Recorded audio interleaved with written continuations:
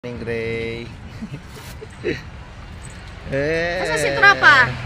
Gray. Bless. Tropa? Yun. Ikaw. Bless din. Ikaw din. Sir. Ikaw din. Bless din. 5. Di busy pala si 5.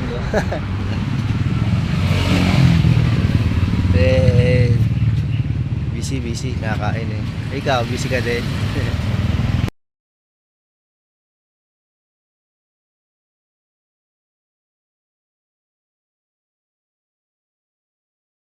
Ang ginawa natin na finished product. Pagkatapos natin magaluhalo, eto na yung resulta. Ginawa nating, ayan, nag-cuttings tayo ng oregano.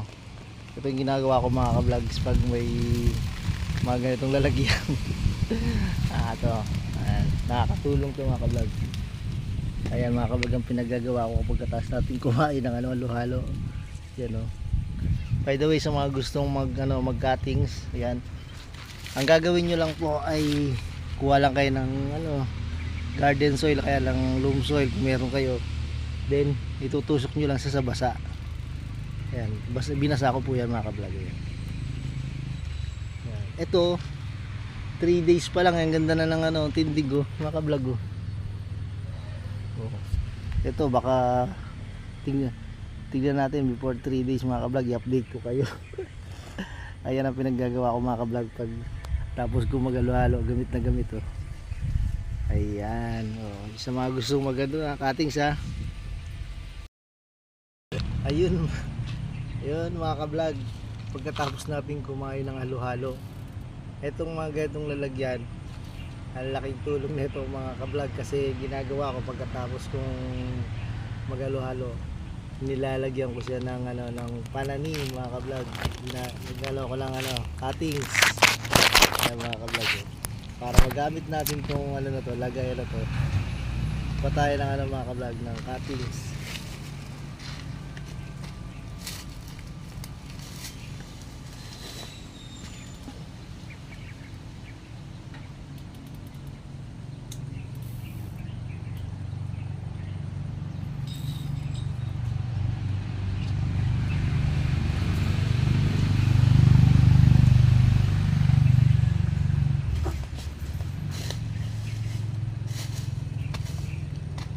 Yan mga ka-vlog, may cuttings na agad tayo. Bango. Ito ay oregano. Mas mabilis lang ito